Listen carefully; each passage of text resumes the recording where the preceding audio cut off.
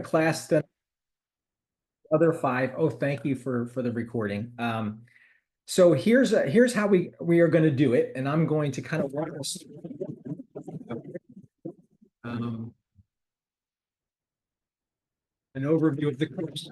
So you all have gotten the agenda that I sent. So at any given week, you know what we're covering, and one of the things that I want to do, and the way when we do the work class at Metanoia Journey, the way that we do it is that we present the new material and then we ask the participants to read afterwards. We find that the content lands better for people when they read it after they sort of have it kind of wash over them. I know a couple of people were talking about the terminology. There's a lot of terminology, but really what I really want you to do tonight is don't try to take notes, because what I'm also planning to do after every class is I'm going to send a recap email the day after our class. So tomorrow, you all will receive an email from me that will have the exploration. There's going to be an exploration for us to do, because I know we were talking about how several of you talked about how you want to integrate it into your life. And so what we want to do right now is try to move out of the academic stuff into the head and heart space quickly. So there's always going to be an opportunity for you to try some of these things. Now please remember, this is an introduction course. I know some of you in the that are part of Metanoia Journeys community might join our regular inner work group on Sunday nights after this is over. For those that are participating with CCH, you might join a journey school. The thing is that, as someone mentioned, this is lifelong learning, right? And so the whole process of jumping into one of these ongoing schools is that you will hear these terms over and over again. When you move out of this book and into the actual commentaries that Maurice Nicoll wrote, you'll find that he circles back on content and concepts a lot. So you will learn and pick up the language very, very quickly. So I just want you to sort of take in what I'm going to present tonight. Don't take notes, because in the email will be the exploration. There'll be a link to the recording that we are doing right now. And just to say about the recordings, every group meeting will be recorded, except for starting next week, there'll be a sharing opportunity where you all get a chance to share some of your personal experiences with some of the explorations we've asked you to do. That is never recorded.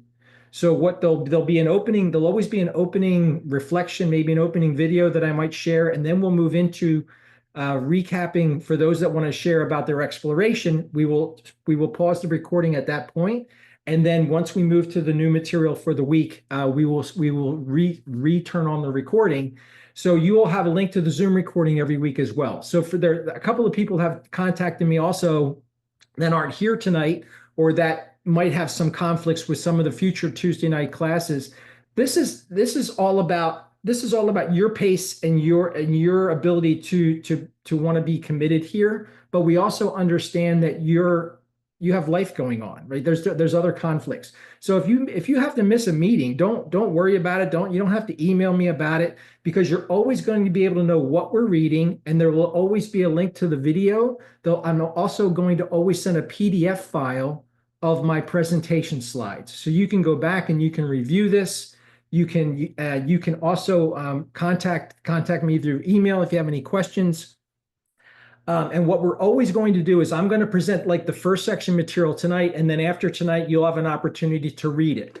Now, I guess multiple people there's two versions of the book, if you remember, and depending if you got the older version it's called The Work.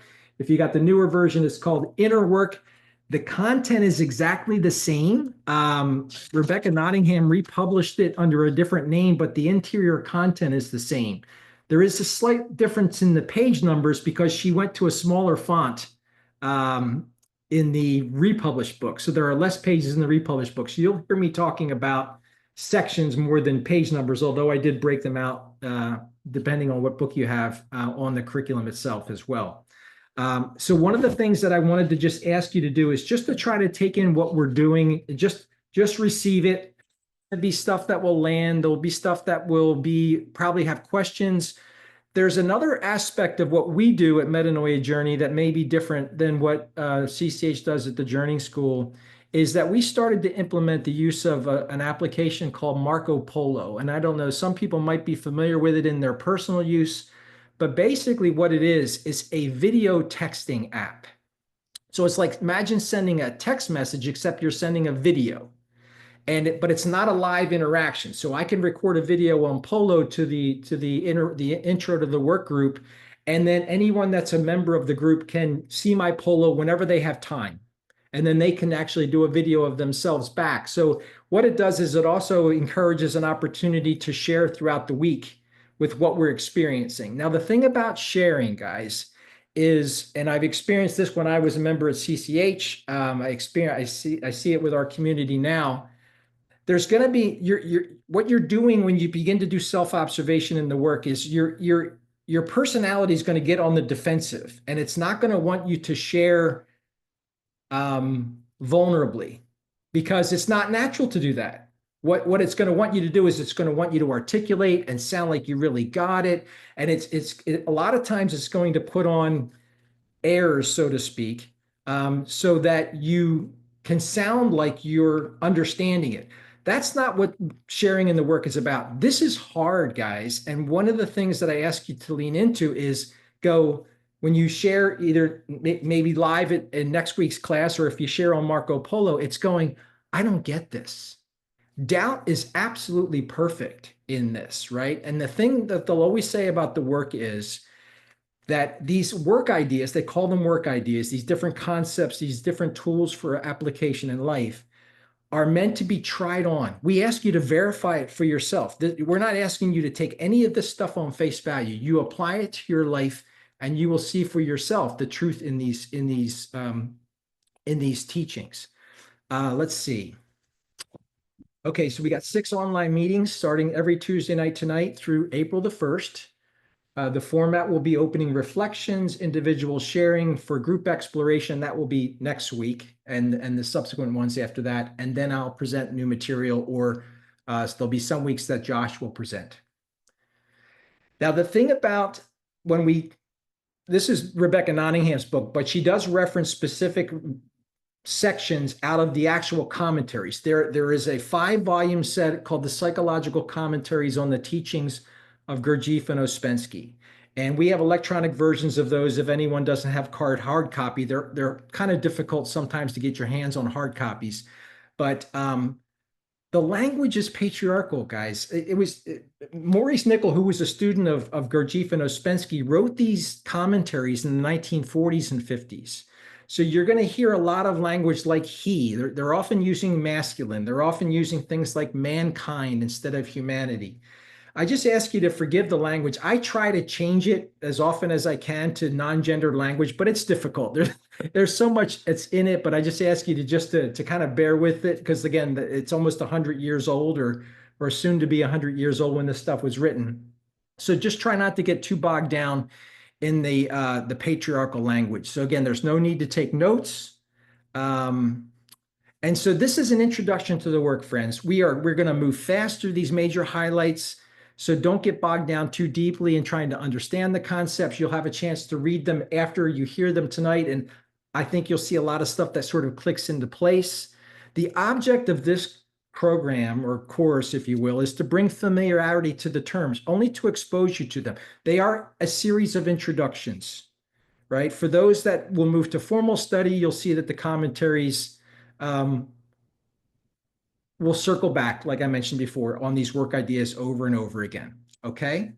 I am going to skip through the sharing guidelines tonight because we're not going to share, but I will go through these next week. But I'm going to skip right through these, because I think it's important for people to understand the importance of sharing, but also the importance of listening. So for time purposes, I want to move through those next week. Okay, so I'm going to ask you all to, at this point, just relax into your seats. I'm just going to move through this material, and maybe we'll have some time at the end, but I'm always going to be focused on trying to make sure that we finish by 8:30. That is my goal all the time. And because I'm taking such big chunks of this book in each class, it'll be a challenge, but I will do my very best to make us finish on time. That'll be my promise to you. So this is the opening reflection that I have for you, and you can read along on the screen or you can close your eyes and take this in. Spirituality means waking up. Most people, even though they don't know it, are asleep. They're born asleep, they live asleep, they marry in their sleep, they breed children in their sleep, they die in their sleep without ever waking up. That's Anthony DeMello from his book Awareness. And this is from the commentary, one of the commentaries of Maurice Nicoll. Now, I wish to speak to you about how you work on yourselves and in what spirit you take the work. You cannot easily you cannot easily work from the ordinary religious ideas and moods. You recall the saying about new wine in old wineskins. This work, this system of teaching, these ideas we are studying are the most beautiful things you can possibly imagine, and they are new to us. They are far more lovely and beautiful than anything you can imagine. They accuse you only of being asleep. Let me say that again. They accuse you only of being asleep. They hold no conviction of sin in them. They ask you quite gently to observe yourself. It is you yourself who must accuse yourself. And this comes from the psychological commentaries that we'll talk about. And I have an opening video reflection too that I think speaks to why we do the work. There's an authentic version of us that exists deep, deep down, that's underneath this skin, underneath this thing called personality or persona. And so this video by Neil Donald Walsh, who is famous for the book Conversations with God, created this video, a reminder of who we really are. So I think I've got my video set up properly, and I ask for you to enjoy this. There's something quite extraordinary going on here. Most of us don't even know what it is. We don't know what it's about. We don't even know it's happening. But it is happening. Every moment of every minute of every hour of every day, it's happening. It's life happening all around us. And here's what not very many people really fully and deeply understand, much less appreciate. It's happening for a reason. There's a purpose behind it. There's a mechanism in place. There's a process that's being undertaken in life, by life itself. And that process is the process by which we, as the livers of this life, as those who are living into the experience, create the experience we are living into as a means of experiencing and expressing who we really are. That life exists in all of its forms. The beauty of the night sky, the wonder of a garden of flowers, the incredible expression of humanity itself, the feeling of love, and the glory of a great idea which has just come to someone and exploded within them, an awareness of something that they can't even name, but they can feel. Ah, they say, that's me. Even as they see the night sky, they see a part of themselves there. There's a way to relate. Even as they see the flowers in a beautiful garden, they can see themselves there. There's something of beauty in me too. And look at this, I'm merely looking at myself in another form. And even as we look at other people, we can relate. And we say, there I go, being human, being wonderful, being glorious, being divine. There's something quite extraordinary going on here. It's a process, not only by which we experience ourselves as divine, but by which we define what divinity is to us. Can you imagine a process like this? We're actually creating God through the process of being God as we are choosing to create it. That's what's happening. That's what's going on. That's the miracle of life itself, flowing through you, in you, as you. And once you understand what's going on, the purpose of all of it, the divine process, you take part in it in a brand new way. Not unconsciously, but consciously. Not unintentionally, but intentionally. Not accidentally, but on purpose. And you see every golden moment of now as an opportunity to recreate yourself anew in the next grandest version of the greatest vision you ever held about who you are. And if you do that only for a short time, for an hour a day, an hour a week, an hour a month, your whole life will suddenly make sense to you. And you will touch the world in a way that brings sense to the world. That's how life itself changes and becomes the miracle it was intended to be when you decide to be the miracle you were intended to be. So be it. Being divine.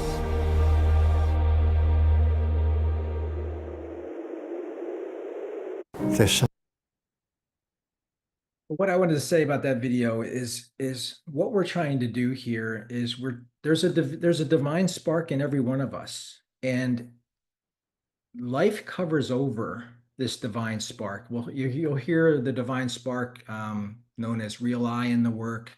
You'll hear about things like your essence, which is that part of you that's undisturbed by life, right? And we're going to get into specifically essence and personality, but I just want you to understand that what I want you to take away from that is that we're all divine. We are all human and divine, and there are unique aspects to all of us. And what we do in the work is we learn to objectively, non-judgmentally, lovingly look at these aspects that we call me and I, and we learn to set them aside. Without remember what I had read to you earlier. The work doesn't accuse you of anything. Just being asleep, you don't even know you're asleep. And what we're doing here with work ideas is trying to wake up. What Neil Donald Walsh was doing in that video was talking about there's going to be specific moments in a day where you can be intentional and conscious, and that's what these practices are going to do. We can't stay conscious 24 hours a day. You'll immediately go back. I mean, if I tried to brush my teeth with the same hand over and over again, before long, I would switch it back to the normal hand. It's easy to fall back into habitual patterns, and you'll see that over and over again. Okay, so what is the work? The work is a teaching, and it is about the inner psychological meaning of Christ's teaching. It is a system of ideas and psychological practices derived from the fourth way, and we'll get into talking about what the fourth way is, I think maybe in the second meeting. And so the book here that we are going to work from is a condensed version of the 5-volume set of the psychological commentaries on the teachings of Gurdjieff and Ouspensky. So Maurice Nicoll, in writing the commentary, saw the connection between this system and Jesus's teaching principles. Although you'll hear references to Christian scripture and the analogies that exist, one does not have to belong to a faith tradition to practice the work. However, it is important to recognize that we are part of a greater whole, and therefore we are incomplete as we are. I think that's an important aspect of someone who wants to work. The work itself consists of 3 parts. There's a cosmology. The cosmology is an enlightening, profoundly meaningful model of the universe and mankind's place in it. We're not going to get into the cosmology here. You will get into the cosmology in the commentaries. The sacred dance movements taught by Gurdjieff are all about breaking one's pattern connections between the intellect, the emotions, and the body. I think CCH actually does a movements class. We're not going to study the movements here. We are going to study the third area, the psychological work, the psychological teachings and the practices. Why? Because they are verifiable. They're verifiable. In the work, there is a saying, verify everything for yourself. Take nothing on face value. So why is it called the work?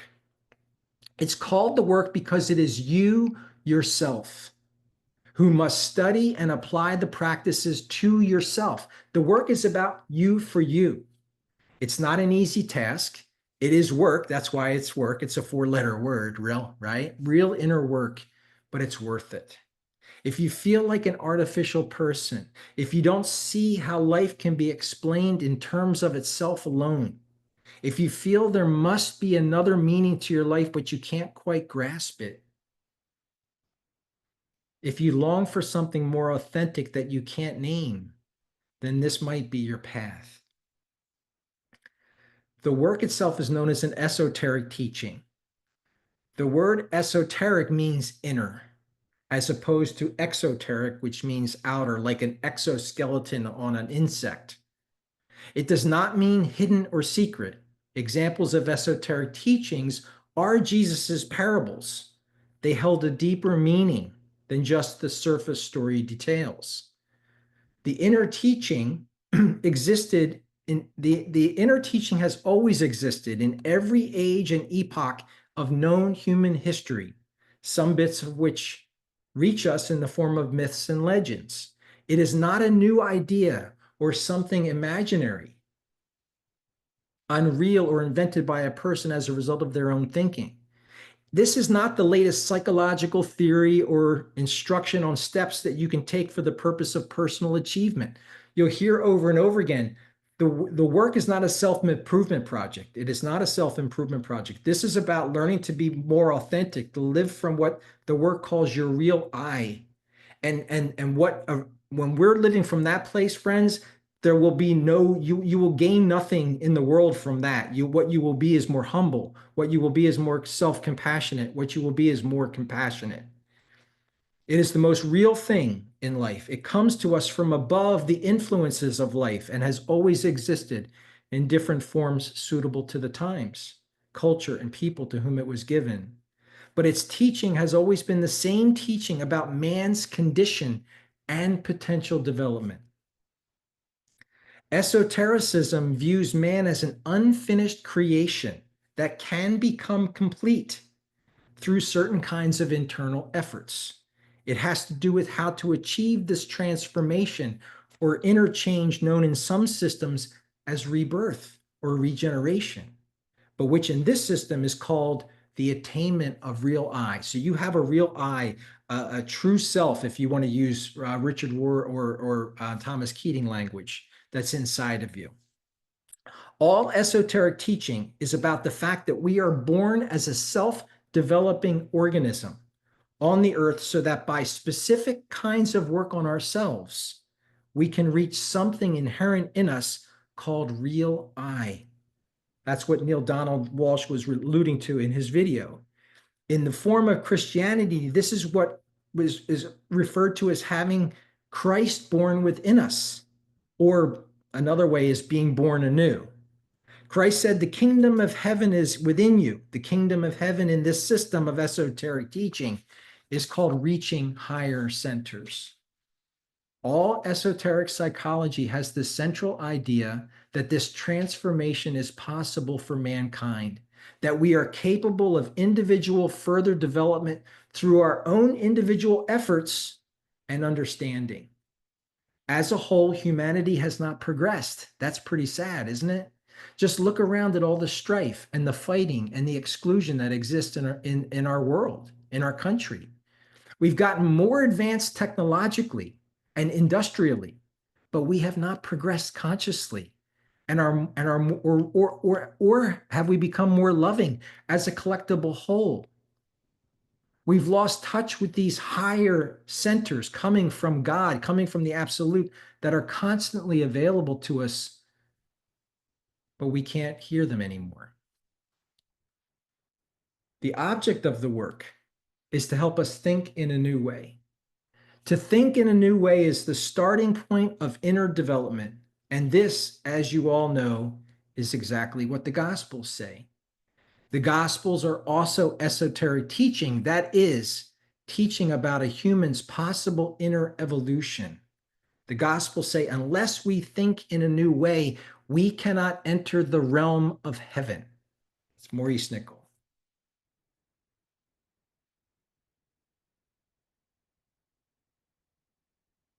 So man can evolve through two distinct sides, the side of knowledge and the side of being or essence. You'll hear being and essence, and oftentimes those terms can be intertwined in the work.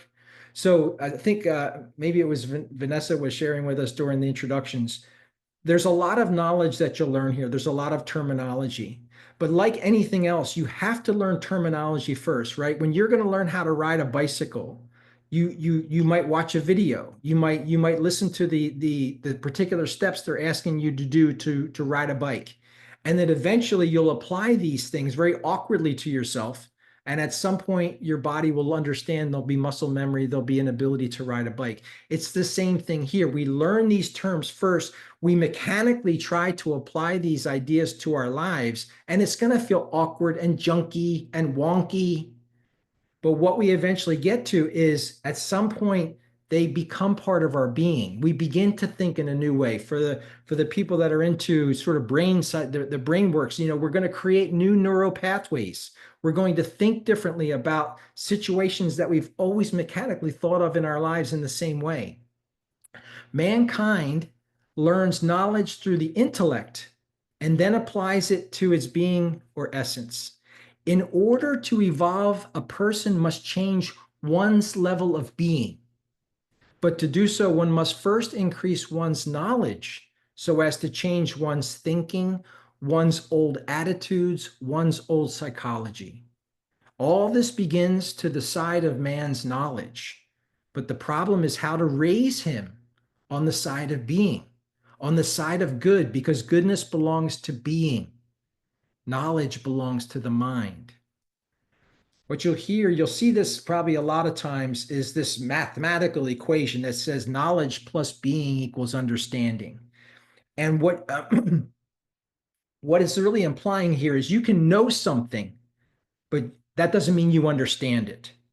So you take these knowledge, you take these tools, and you're applying them to your being. When they actually become part of who you really are, then there'll be understanding. So again, think about this. Knowledge applied to being will eventually lead to understanding. Knowledge and understanding are not the same things.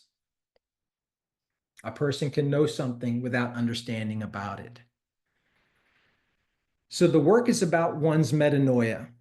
Okay, this is the big driver, obviously, behind our community name. So metanoia is a Greek term that means to change one's mind or way of life, to turn around. Meta means beyond or above.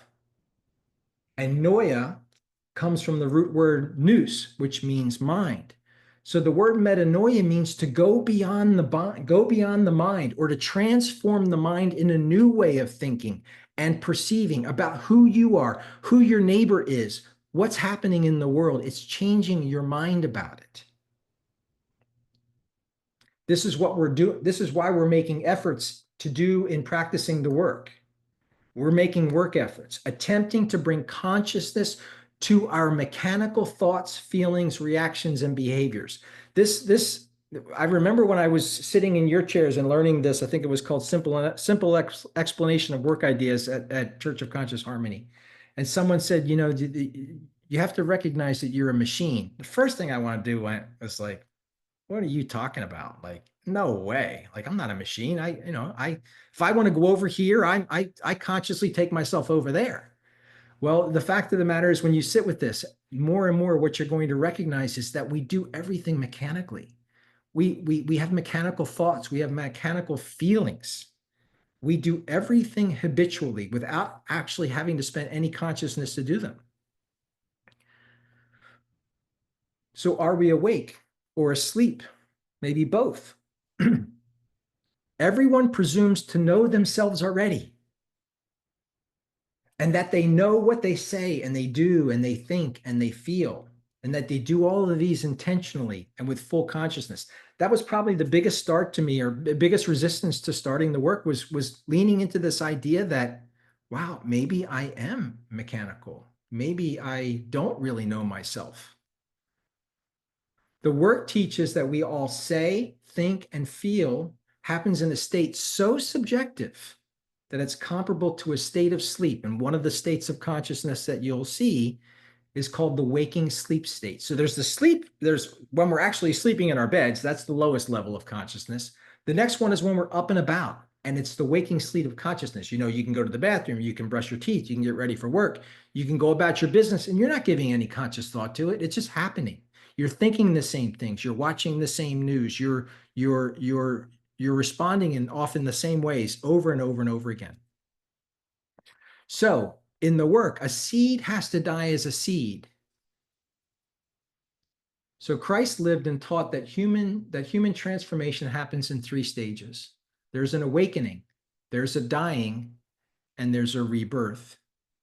So we must die to certain sides, they call them parts, mechanical manifestations, if you will, of ourselves in order to be born again as a new human. So what we're going to do is see those mechanical sides.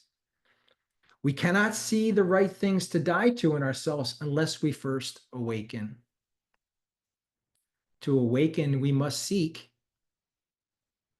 That's why the initial part of the work is called awakening. So to begin with, it requires one's wish to and intentionality. So I remember a couple of people were saying that, you know, maybe a friend had mentioned this to them, or in the past, I might have mentioned studying the work to somebody, and I realized that's really futile. Because when someone decides that they want to do work on themselves, they come to that resolution on their own. They might be interested because they heard from someone else, but there's only because there's an underlying desire deep down that says, I want something to be different in my life. And you don't see it till you see it, and you're not ready for it until you're ready for it. But when you're ready for it, friends like this appear, and that's what happens. So again, to begin the work requires intentionality. You have to want this for yourself. There's too much involved in this for it to be trivial. Ask and it will be given to you. Seek and you will find. Knock and the door will be open to you, right? Matthew 7:7. I think the key to remember is this: the path begins with seeking, at least in your own heart, because how can you find anything if you don't feel that something is missing or lacking in your life? If you don't believe that life is explainable in terms of itself alone, and that there must be some other meaning to life that you can't quite articulate, then your heart is seeking. If there's some kind of urge deep down that says, is this all there is? If you're there, then you're in the right spot. It is seeking meaning, which is the right position to be in relation to the work. For if we seek nothing other than our own satisfied self-will, transformation will be impossible. And if we ask nothing, we will get nothing, right? I mean, one of my spiritual teachers, Tim Cook, the founding minister of CCH, once told me, you give your time, attention, and support to things that you value. And I believe that wholeheartedly. Think about a hobby that you might have or something that you're involved in. You give your time, right? They always say spending time. Spending time there's a cost to it. How are you going to spend your time? Right? You give value to what you find important. And that's what it's talking about here. If you don't ask, you won't get. The nature of the universe, which can be thought of as a response to request. If you're saying, I want to seek, I want to find, it will happen. So again, this work is not a self-improvement project, friends. This isn't to make you more effective in the business world, or what you're going to learn here is actually countercultural. It's not about making you more popular. It's not about making you more successful. It's about making you more humble, learning to see through the eyes of Christ in everyday living. That's what this is. It's learning how to see, because I'm asleep, then I can see non-judgmentally. Because I can see that I'm non-judgmentally asleep, then I can look at my neighbor and go, huh, they're asleep too. When I see them struggling with something, it's like, oh yeah, I can feel into that. It actually learns. This is, to me, the work is the practicality. When Jesus would say, love your neighbor as yourself. How do I do that? How do I do that? That sounds great. Is there a switch in the middle of my back? Just tell me how to do that. These are the practical tools that help you to do that. Okay, each person has two minds, an outer and an inner. The outer mind is turned towards life. with all of its events and affairs and influences, right? The outside world is coming through our five senses. That's the outer mind. It's turned toward life. It's also referred to as the lower mind because the outer world, you'll find in discussing the work ideas, the outer world's a lot less relevant than your inner world. So your inner mind or your inner world or inner country, you'll hear things like inner world, inner country, what state are you in? This is where we live. How you're experiencing your world on the inside, friends, is all that matters. It's the whole reason you're here. I can be at a ball game with somebody, and if I'm coming to that ball game and the other person's had a delightful day and I've had a shitty day, pardon my expression, I'm going to have a very different experience of that same event. We're going to have the same physical event. We're going to see the same thing, but I'm sitting there stewing over somebody that cut me off in traffic. My inner state is completely different. My world is not that other person's. So your inner country, your inner world is where we live with our inner thoughts, our feelings, desirings, and our sufferings. It is our invisible psychology that is where our higher mind lies. So again, what you're doing is you're going to learn to see these outer events, these relationships, these interactions, these events that are happening, and you're going to change your inner view of them. And it is to this inner mind and inner reality that the work applies. So the humans, they stand between two worlds, an external world that enters through the five senses and is shared by everyone, and an internal world that none of our senses know and that is shared by no one. If a person has no sense of the discontinuous nature of these two minds, then they cannot move up to a higher level within themselves because they cannot let go of the sensual mind enough to step up to a higher rung in the ladder of consciousness existing within them.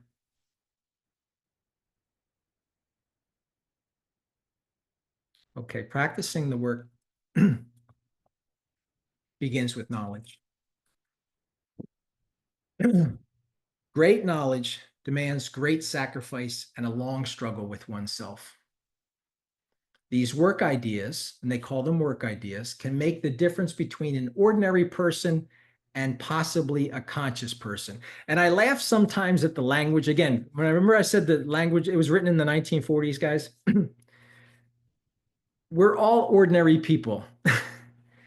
There's not if you're a conscious person, you are just as ordinary as what he's calling here an ordinary person. There's a person that might have some consciousness, but we're all ordinary. We're all suffering with the same things, right? So a human being, and then there could be possibly a conscious human being. But you'll find that, when you hear the scripture that says too much is given, much is expected, what Jesus is referring to there, friends, is that when you have consciousness, there's a larger responsibility for you to handle things differently.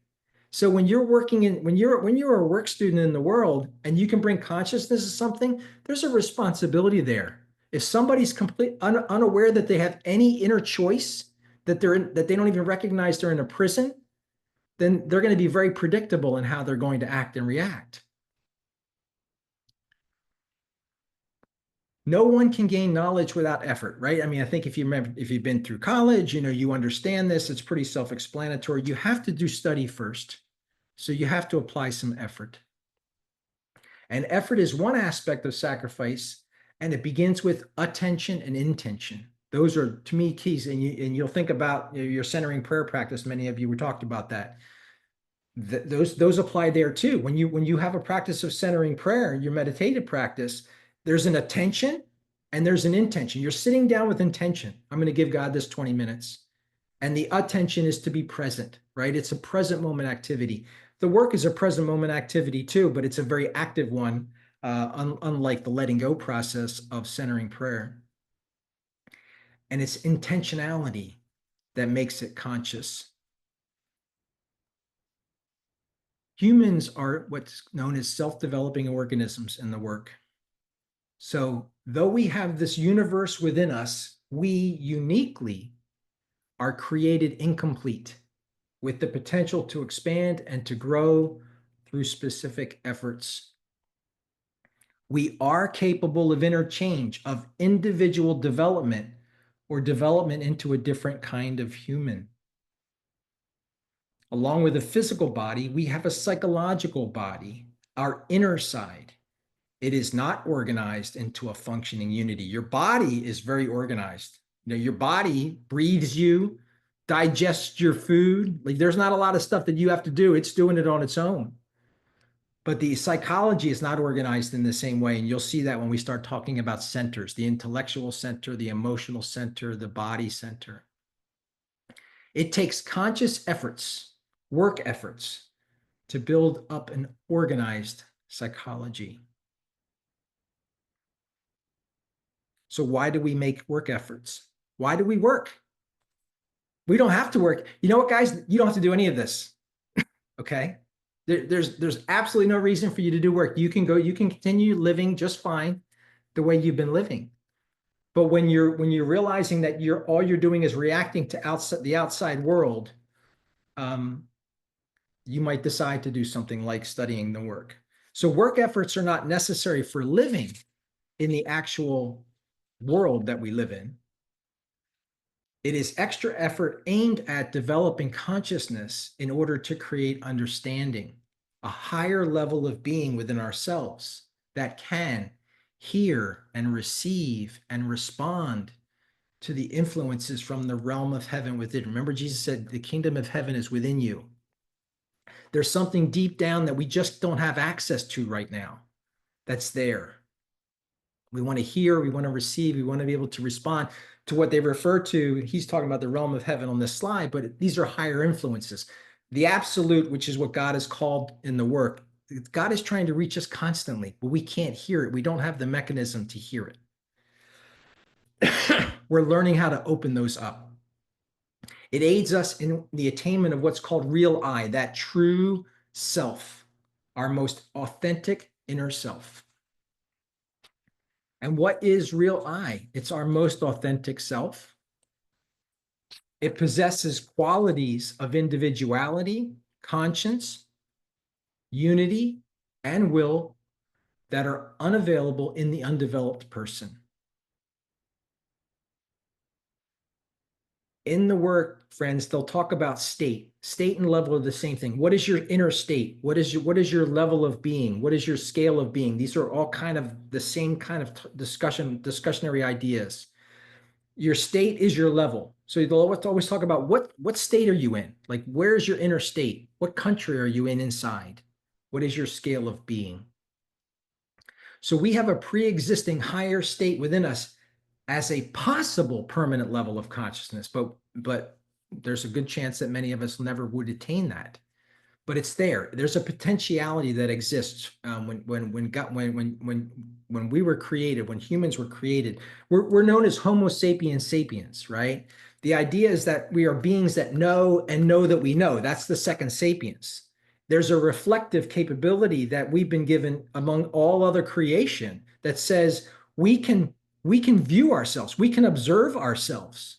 We can look back on why we did something and maybe be able to reflect on it in a different way. Most other animals cannot do that. So there is a potentiality for growth consciousness-wise within us. But we don't have to achieve it. We don't even have to look for it if we don't want to make efforts. So before we can evolve at all, we must wake up. So the work teaches that humans are in a waking sleep state. Romans 13:11 reminds us, you know the time in which we are living. It is now the hour for you to wake from sleep, for our salvation is closer than when we first accepted the faith. Mark 13:36, do not let the owner come suddenly and catch you asleep. When I say to you, I say to all, stay alert. He's talking about consciousness. In order to wake up, we must first accept that we are asleep. We have to accept it. I'm asleep. Or another way of sleep is that we're mechanical, that we're like a functioning robot. Each life event, solicits a response in you, particular to you. This will be different response for another person. I think many of you probably are familiar with the Enneagram. Yes, see hands. Right. Okay. That's become pretty commonplace. I mean, I don't know if many people know this, but Gurdjieff was responsible for bringing the Enneagram to the West. So there's, it's a much more mainstream personality study now. But I identify as the one on the Enneagram. So there's a very particular way that I see the world. I see some smiles. Yeah, it's not easy being a one, friends. It's brutal. Let me tell you. Oh my gosh, the self-critic inside just whoops my butt outside on most occasions, right? But the idea is that I'm taking the world through a different lens than somebody who's a helper, somebody who's a peacemaker, right? So the outer events are all the same, but the lens that we take it through, the personality that we take it through is different and unique for each of us. So each of us is asleep in our own habits of thinking, our own habits of feeling, our own habits of talking, our own habits of attitudes and opinions. And we're asleep in our own habitual ways of reacting to life's events. They're unique for each of us. That's the beauty of it. They're in the work. What they'll talk about is finding your point in the work, or finding your main feature. There's one main thing that if you can unplug, find out, open up, remove the curtain from about your inner world, could change everything. And they call it your main feature in the work. Takes years to kind of find out what your main feature is, but your Enneagram kind of gives you a start. It gives you this sense of, okay, so what are people that have these habits of thinking and feeling and talking and these attitudes and opinions? What do they have in common? What is unique, and what is unique within them? But our presumption is that we are fully awake, fully conscious in everything we say and do and think and feel. I believed I was, until I started looking at, there's an objective observer eye within us that can begin to look and say, oh my gosh, I get in the car. And my wife knows this. She's going to start, don't laugh, Anna. I don't want to see any laughing on that camera. But I'll start commentating on traffic the second I get behind the wheel.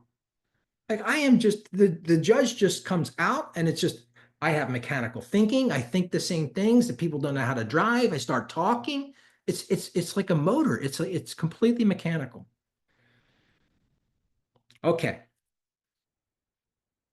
So before I get to this slide, the point is that humanity is asleep in its own world of reactions to external events, its own self-interest and self-love. Everyone functions in this matter. We react automatically like a stimulus response organism. We don't act consciously.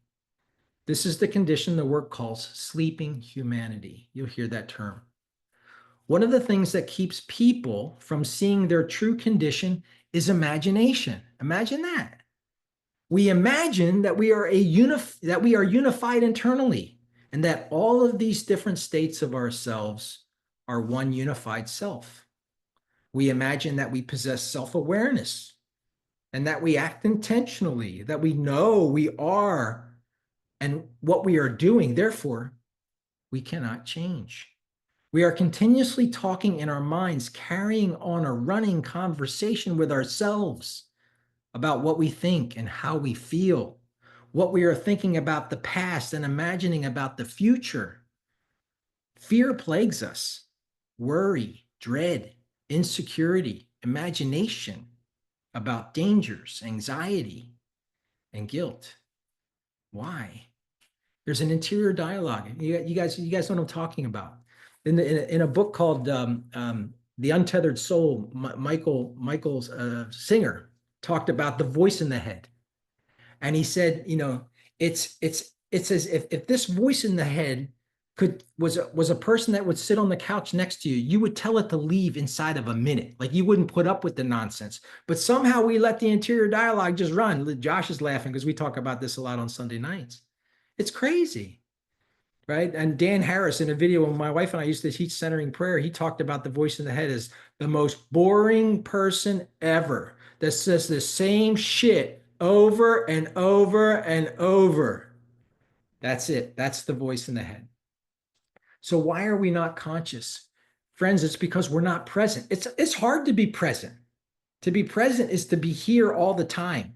The problem with that is that we can't be. If the present is between the past and the future, then these personalities or egos, sometimes the term ego is used. The whole purpose of the ego is to keep us out of the present moment. It's the bridge over the present moment. So if your body's here in the future, but internally you're in the past, you're thinking about what you said to that person or what you didn't say, or you're ruminating and regretting about a decision or a choice that you made when you were 22. Holy moly. Or now you're worried about what's going to happen in the future. You have anxiety, you have fear, you have unknowns. I mean, I did this whole message. We call them messages. We don't call them sermons, but the whole message is on fear. Fear is this illusion that something could happen. 99% of the time it doesn't, but we get locked in projection. So we're either in rumination or projection, and it keeps us out of the present moment. So work tools allow us to become present. What's happening right now? What are the thoughts I'm having right now? What am I feeling right now? Where is it coming from? Is it real? How do I know it's real? What if I chose not to listen? What if I knew I had a choice? What if I knew that there was a key to the prison? Would I want it? I think I would. Oftentimes I lose my key, but I think I would want to know. And finally, so this is the last sort of section, is the first section that I grouped to call it the 4 levels of consciousness. You'll see this slide in a couple of different ways. But what we're really talking about here is over here. You got your first state, your second state, your third state, and fourth state of consciousness. So your first state is what they call physical sleep. This is where we're all going to wrap up here in a couple hours from now, unless you're a night owl, and you're going to get some sleep. But then you're going to get up and you're going to move throughout your day the way you always do. And that'll be what's referred here as the second state of consciousness. And again, guys, you're going to get all these slides. You don't have to write all this down. You have your book. But that's what they're calling man asleep. It's the waking sleep state. It's how we think that we're conscious moving through the day, and we're not. So what we're trying to do is, that's why there's that hard line. What we're trying to do through these work ideas and these work and implementing these work tools in our lives, we're trying to take the knowledge and apply it to being, with the hope of moving to level 3, which is man awakening. And you'll hear terms like self-remembering in the work. When we start to do self-observation, and that's a little later in the book, self-observation is me taking an opportunity to, I have something called observing eye. It's an eye that can look at this version of David that's being very judgmental and sort of passive aggressive with my kid. And I can say, oh, I can observe what's happening there. And then I can learn to non-identify with that version of me. That's not who I am. That's not my real I. That's not my inner essence. So you hear things like, in self-remembering is coming back to that video that Neil Donald Walsh talked about, talking about I'm divine. That's self-remembering. I mean, self-remembering is a really hard concept to explain, and we'll try later. But this is all the idea of bringing self-awareness to situations. Oh my gosh, that person was doing that to me. Were they really? Or did I take it through a lens of feeling offended? Did I have an eye that felt offended and decided that it needed to feel offended? Maybe I didn't. Maybe that person was only acting out of fear within themselves. Could I see them differently? I can, if I have the tools. And then ultimately, to move to the fourth state of consciousness is what they're calling man awake. This is a person that has what they call objective consciousness. There's no longer subjective. It's no longer David's attitudes and understandings. It's understanding the way humanity understands. It's like taking it, if I see through the world through this little peephole, all of a sudden the aperture opens up and I can see for Shannon, and I can see for Tom, and I can see for Greg. I can see how they see the world, which is very different than me, but I can begin to see more objectively why they believe what they do, why they feel what they do, why they have the political affiliation that they have. It's learning to live in a space that's both and, not either or. It's not, somebody talked about, I can't remember, talked about non-duality, right? That's absolutely what it is. It's not duality. It's not either or. It's not in or out. It's all. That's a that's a big leap, guys. I mean, to move to that level of consciousness, it's knowing altogether. Whew. I I could pray to get to that. I have glimpses, and that's the beautiful part. You'll hear about things like first conscious shocks and things like that in the work. And there's those instances of like heaven that you go, holy moly, it exists. But then I quickly fall back into my minuscule little way of seeing the world. So the second state of like we talked about is what they call the waking state, in which we pass most of our lives, not properly conscious, but believing we are. In this state, we walk and talk, we work and read books, we eat and we socialize, we fight and even war and kill one another. It is characterized by the illusion that we are fully awake and that we always act and talk consciously and always know exactly what we're doing. All of humanity belongs to these first two levels of consciousness. All are considered asleep in the prison of the sensual mind, which is like a kind of death. The third state of consciousness, also known as self-remembering, self-consciousness, or self-awareness, is the level above that can be reached by specific kinds of efforts. And the thing what I want to say about this, guys, and we're good on time, we make efforts. You'll hear things about saying we make efforts in the work. We do not control our transformation. We co-create with God. We open ourselves up to feeling self-compassionate, compassion for others. We apply these tools to ourselves. But guess what, guys? God's grace has to come in. God's grace comes in. If you think about your spiritual journey, someone once taught me, think of yourself as a sailboat. You do these practices of centering prayer. You try these work ideas on. You put them on in your life. It's like taking care of your boat and putting your sail up, but you don't control the wind.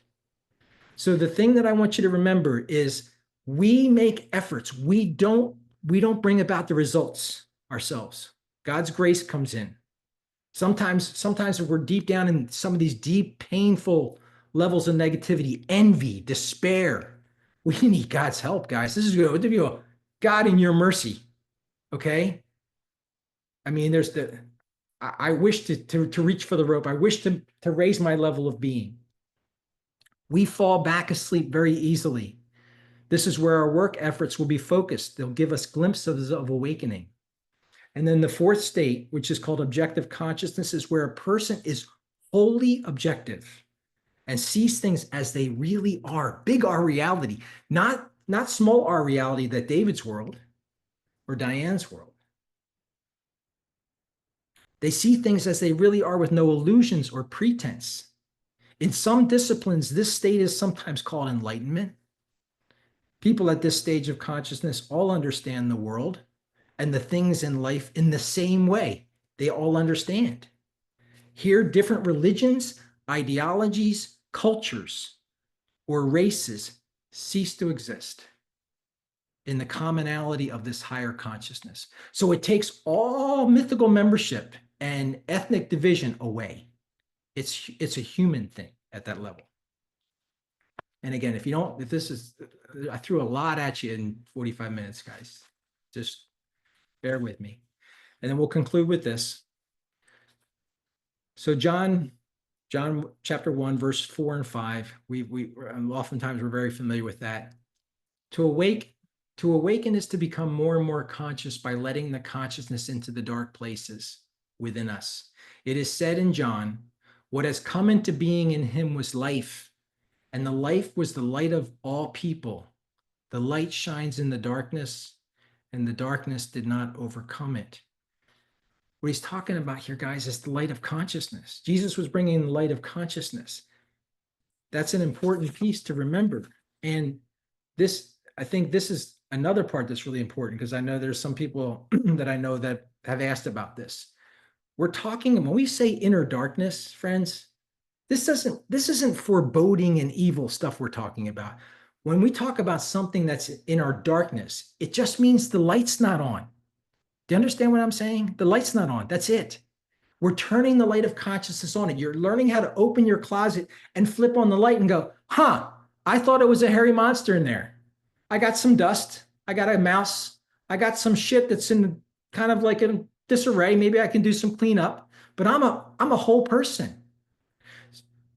The point about working in the darkness isn't to be afraid of it. It's to go, that's where the light gets in, right? You need the darkness to create the edge for the light and vice versa. I think it's important to know that. The work only asks you to shine the light of consciousness objectively, not subjectively, on your inner psychology to reveal its workings to yourself.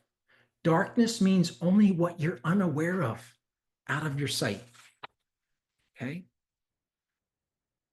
Okay. So I'm going to share our exploration for the week. And I noticed that a few of you have already signed up for the Marco Polo group. You don't have to if you don't want to. It's a good way if you want to learn how to start engaging with these ideas, because again, what we're sharing is not how successful we are doing the explorations. It's being human and go, wow, this is tough. I didn't get it. Okay, so here's what I'm going to ask you to think about trying to do this week. So you read, this is what you're going to read the introduction through the 4 levels of consciousness. If you have the workbook, it's pages 9 to 65. If you have the inner workbook, it's pages 11 to 56. So those will go into a little bit more depth than what I went through tonight. And this is this week's exploration. And also what I want to say is because this is 6 weeks, again, stuff comes up, guys. Sometimes you can't make every class. Don't worry about it, okay? Keep up with it. Watch the videos, do the readings, join us when you can, because again, this is an introduction class. We'd love to see you. Don't get me wrong. I love to see your smiling faces when you come. But okay, so this is what I ask you to do. I want you to self-observe how you get mechanically negative. This could be a habitual regret that you have, or habitual shame or anxiety, habitual complaining. That's what I do in the car. Feeling annoyed, feeling offended. So just begin to notice, go, gosh, I do this mechanically. If this particular thing happens, I get mechanically negative. I don't want you to fix it. And also, guys, we do this lovingly and non-critically, so we don't beat ourselves up about it. Because sometimes when you start to see some aspects of yourself, Josh is laughing because he knows. You start to go, oh my God, I'm such an asshole. No, you're not. You're asleep. You're asleep. Okay? That's it. So all you want, it's like you're behind the glass and you're watching Shannon and you're watching Tom and you're watching Cassie and you go, I didn't know I do that. My wife knows all the things that I habitually do, and she ends up pointing them out rather succinctly, I might add, as well. But learning how to do that for yourself, just to have fun with it. Go, oh my gosh, I didn't know I do that. I get annoyed, offended. Here's our first work idea. This is called a work idea. I have a right not to be negative. That's a work idea. Okay, so if you remember, it's really interesting how they wrote that. It doesn't say, I have no right to be negative. We all have a right to be negative, okay? And I think we've all used that right. And I don't think it takes much practice for us to be able to do that. I think I can mechanically be negative right off the bat.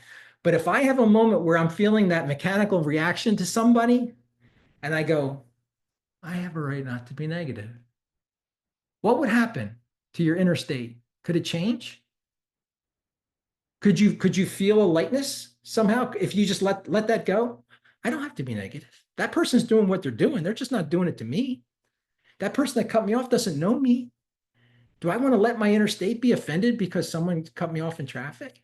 I have a right not to be negative. Could that, if I thought about that work idea, could that change my moment? Could that change my present moment to something that's peaceful? Okay. See if you can apply this work idea in the moment or after the fact. Sometimes we have to do work in our lives after we've already screwed up. Like sometimes I've already, chewed someone out in traffic, and then I go, well, let me see if I can do some work with that afterwards. See if it helps you change your inner state to something more peaceful or hopeful or pleasant, or not. Okay. So I'm going to stop sharing. I think we're right. Wow, man, I luckily timed that one right on the money. Okay. I don't know about you guys. I'm exhausted, but it was fun. I hope some of that made some sense. I think it's going to make more sense when you can slow down and read it for yourselves. But I am delighted that you're here. I know that Josh had shared, Anna had shared, this work has changed things in my life I couldn't begin to tell you about. I mean, it has healed relationships that I, as a betting man, would have never believed possible. It is truly a remarkable, remarkable system. It's not the only system, it is a system. Anybody have any parting questions? I'd love for you to join the Marco Polo group and just learn to engage and get to know one another. It's hard in these little boxes, but we try.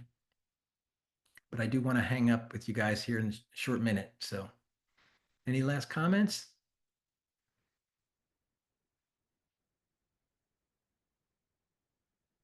No? All right, just making sure my computer didn't just lose its sound because you guys are all real quiet. Anna, you there? They're overwhelmed. I'm overwhelmed.